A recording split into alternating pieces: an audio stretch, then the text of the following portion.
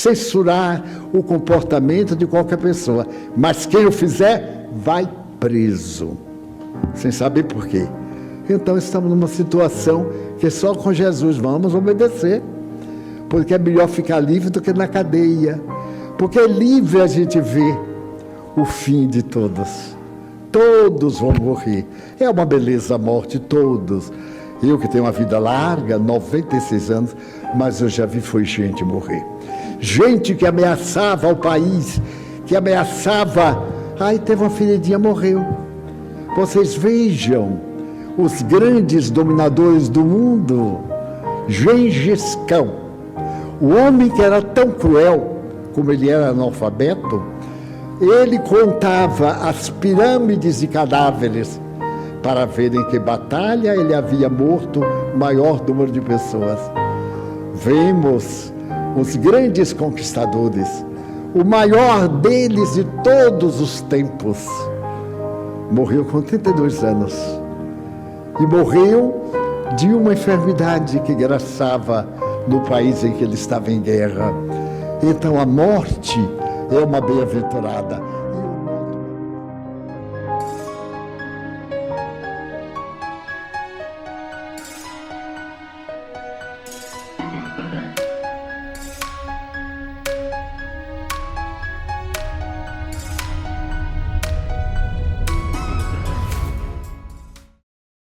Pessoal, tudo bem? Estamos aqui mais uma vez para que nós possamos trocar algumas ideias e eu espero que aquilo que eu vou compartilhar com vocês possa lhe ser útil de alguma maneira. Muito se fala hoje a respeito da regulamentação das mídias sociais, da regulamentação das redes sociais. E este assunto passa despercebido pela maioria da população, inclusive entre nós, cristãos. Muitas pessoas, a fim de evitar polêmicas, muitas pessoas, a fim de evitar discussões, calam-se, mantêm-se em silêncio. O que nós não percebemos é que este assunto é de vital importância. A questão da regulamentação da mídia, das redes sociais, é uma expressão usada para, em verdade, se referir à censura. Muito embora já estejamos aqui vivendo num país, desde 88, rotulado como democrático, a verdade é que há muitos anos nós não estamos aqui vivendo nesta condição. O rótulo continua ali, é evidente, mas em nossa sociedade nós não vivemos num estado que seja realmente democrático. Não me lembro bem um momento em que a população, o povo, foi ouvido. A censura. O objetivo de nos calar. Por quê? Porque a nossa fala está complicando a atuação deles. Os nossos diálogos, os nossos comentários, eles estão incomodando. Mas o que tem a ver isso com o nosso atuar como cristão? O que tem a ver isso com a mensagem de Jesus Cristo? Ora, se lembrarmos bem, Jesus Cristo aqui entre nós disse: ide e pregai. Ou seja, levai a mensagem do Messias.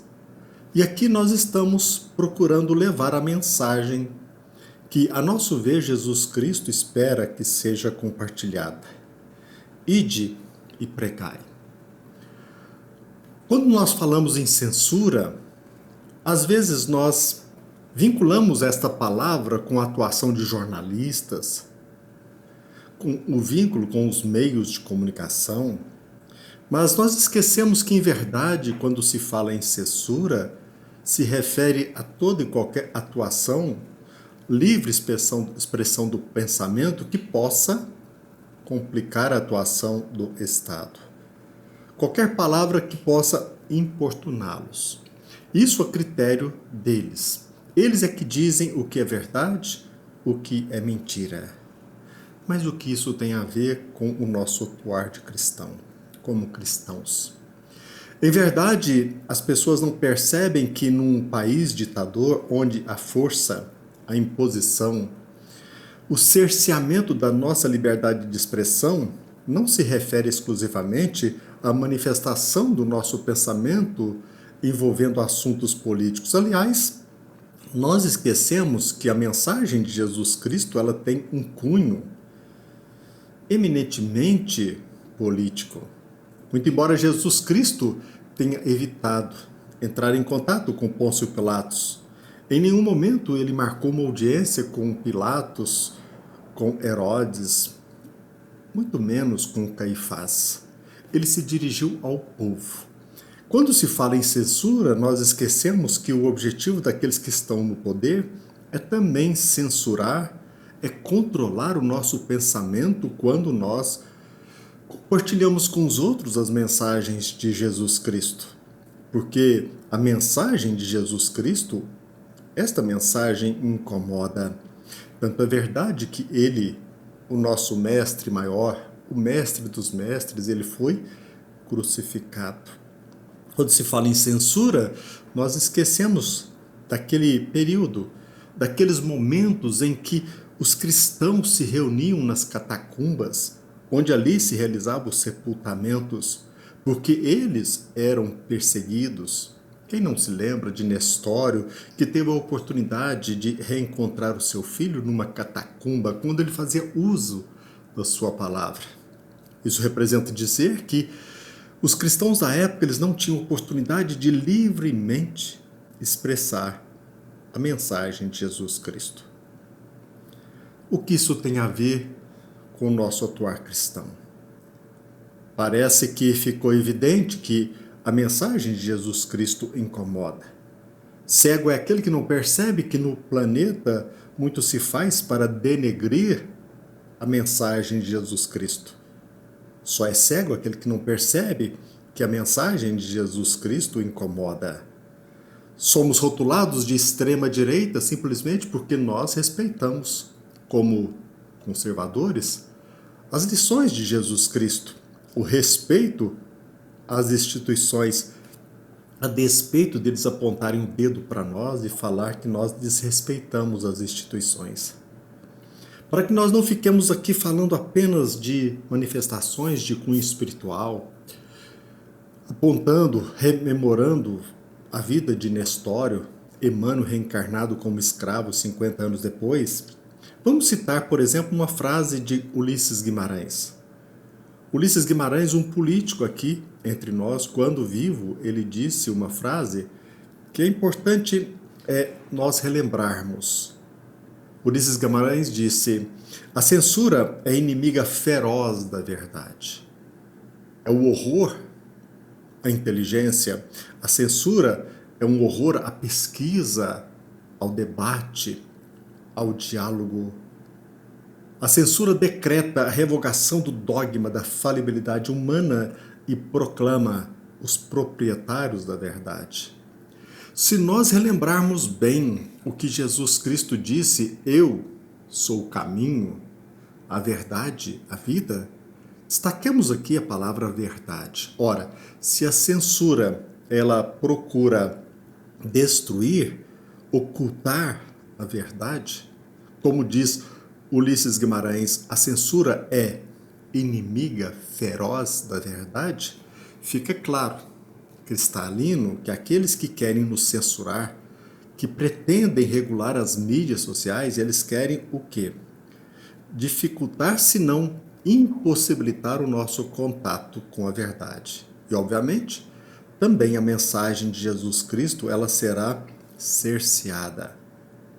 A censura é o horror à inteligência. Ora, se nós, como cristãos, somos convidados a pensar, a refletir, a analisar a mensagem de Jesus Cristo, a mensagem de Jesus Cristo nos convida à pesquisa, ao debate, ao diálogo. É claro que a censura, aquilo que se rotula como regulamentação das redes sociais, o objetivo é que a verdade não nos aproxime.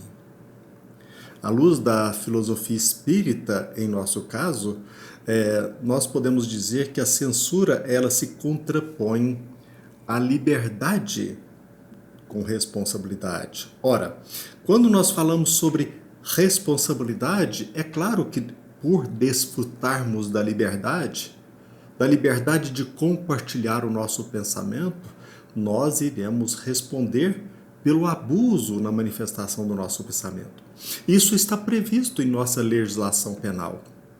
A pessoa ela é livre para manifestar o seu pensamento, é livre a expressão do pensamento, vedado o anonimato. O anonimato é vedado por quê?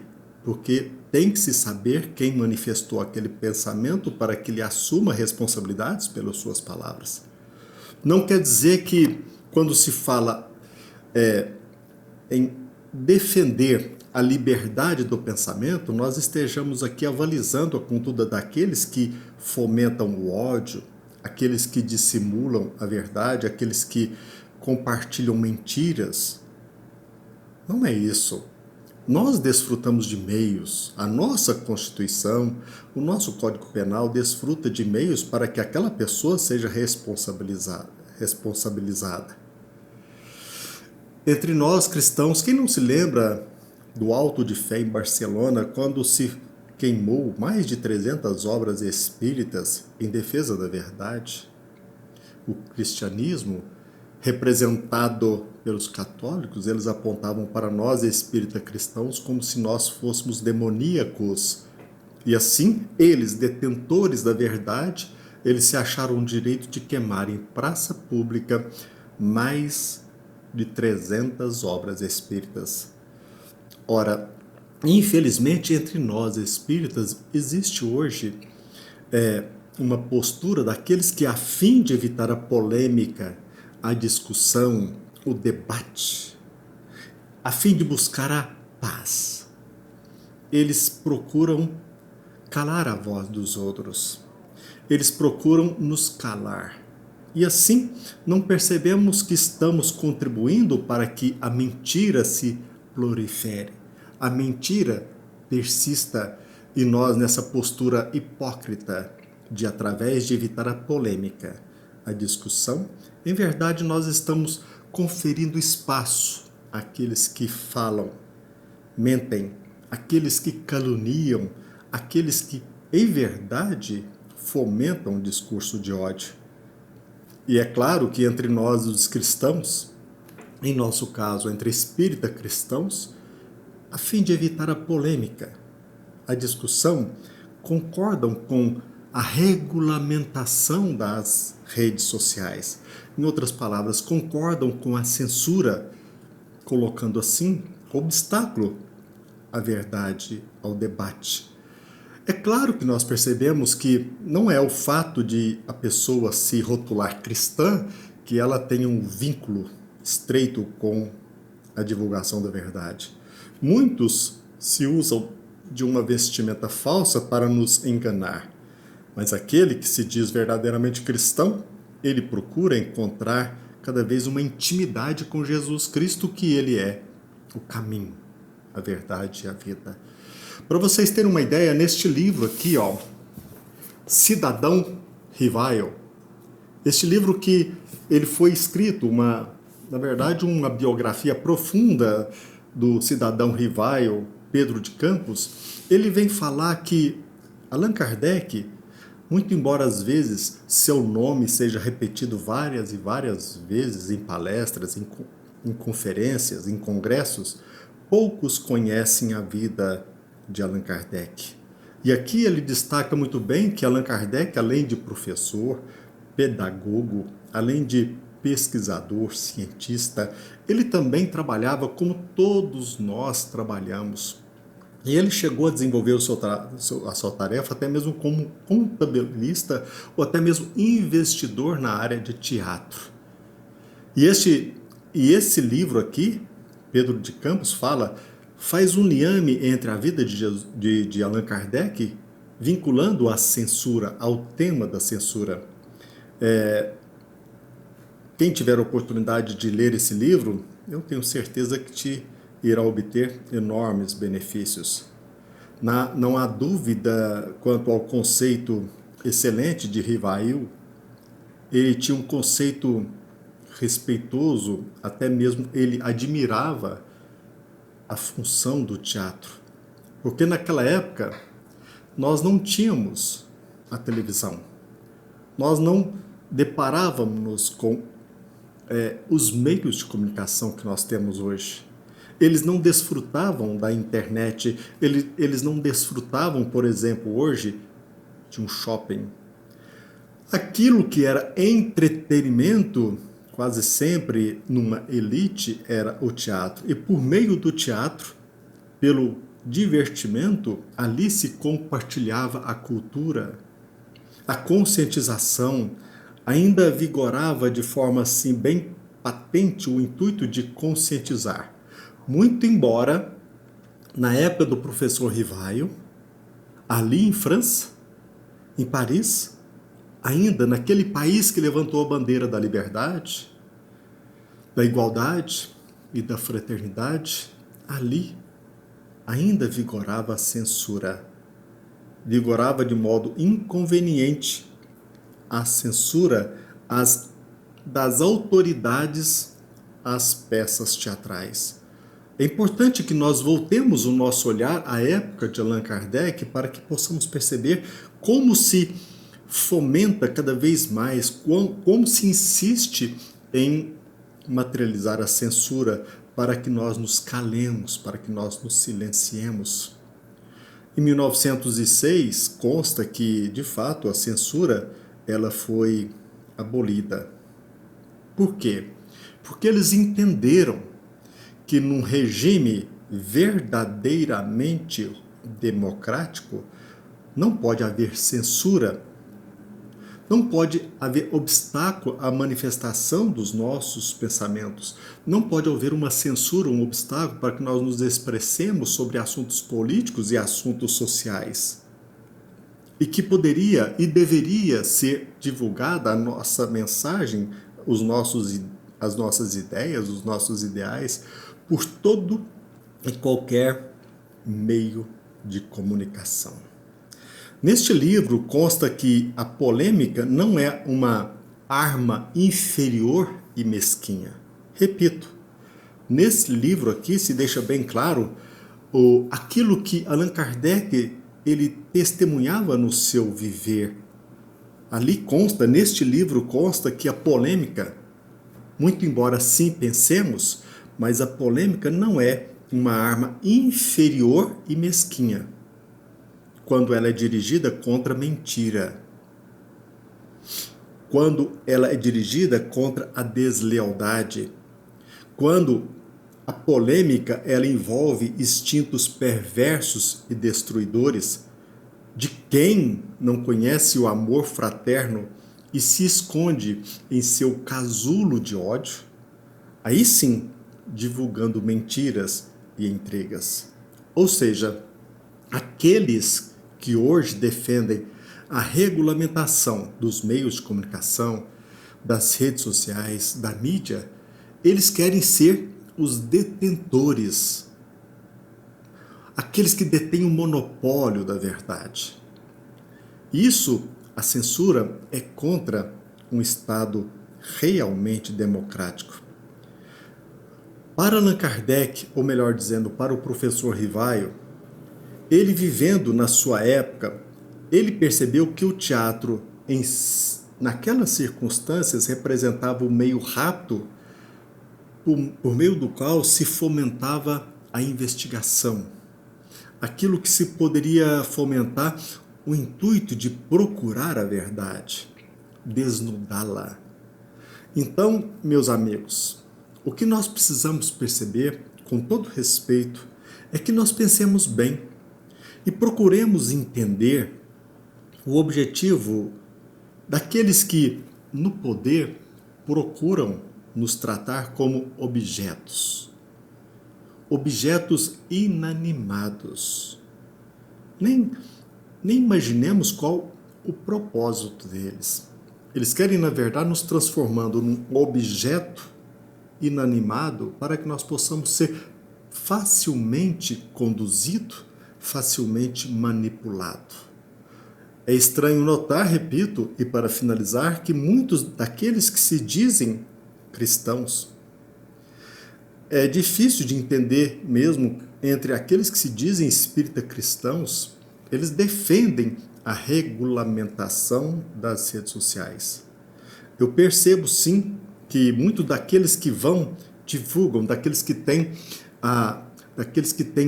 o dever ou a tarefa de pregar a mensagem de Jesus Cristo, muitos deles não têm noção das circunstâncias em que nós vivemos.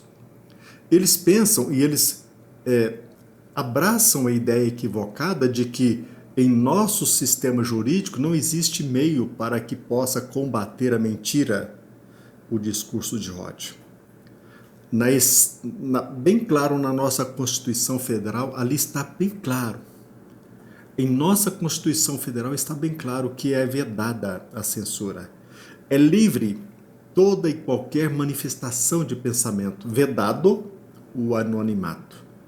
E assim, por conta da nossa ignorância, em alguns casos, por conta da nossa negligência, do nosso descuido, em outros casos, nós estamos assim assistindo passivamente o atuar daquele que, em nome da democracia, ele está nos calando, ele está nos enviando à prisão, ele está levando aqueles que defendem a mensagem de Jesus Cristo, daqueles que querem entrar em contato íntimo com os fatos em si, destruir as narrativas, eles estão encontrando obstáculos, inúmeros obstáculos. E aquelas pessoas que aqui procuram compartilhar o conhecimento, procuram compartilhar a verdade, em alguns casos são processadas, em outras são detidas.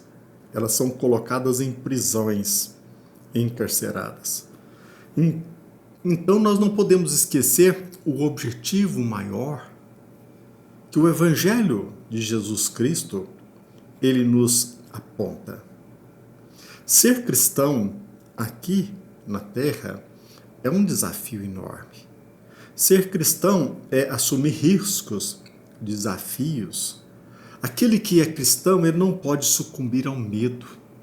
O cristão não pode se acovardar. Ele não pode se deixar intimidar com medo da morte, muito menos da prisão. E assim, de forma sábia, inteligente, levar a mensagem de Jesus Cristo. Não se lembra bem o momento em que o Brasil desfrutou, mesmo que de forma formal, do rótulo de Estado Democrático de Direito? Será que nós iremos permitir que, por conta da nossa negligência, do nosso descuido, da nossa incúria, da nossa covardia, nós voltemos de forma oficial à ditadura? Aquilo que no momento em que nós iremos levar a mensagem de Jesus Cristo seja retirado do nosso discurso porque aquela frase, aquele pensamento, aquela ideia incomoda aqueles que estão no poder? Será que nós não percebemos que se assim acomodados nos mantiver, amanhã alguém irá dizer: isso poderá ser dito numa prédica, isso poderá ser dito numa missa, isso poderá ser compartilhado numa palestra. Além disso, não. A censura. Então, nós encontraremos de forma clara e evidente um obstáculo para que nós possamos levar, pregar, compartilhar a mensagem de Jesus Cristo. Pensemos nisso. Estudemos um pouco mais. Nós sabemos que aqui no Brasil predomina a ignorância, o analfabetismo, mas nós não podemos nos sucumbir à covardia, ao silêncio, à acomodação. Pensemos nisso. Um abraço. Até breve. Fiquem com Deus.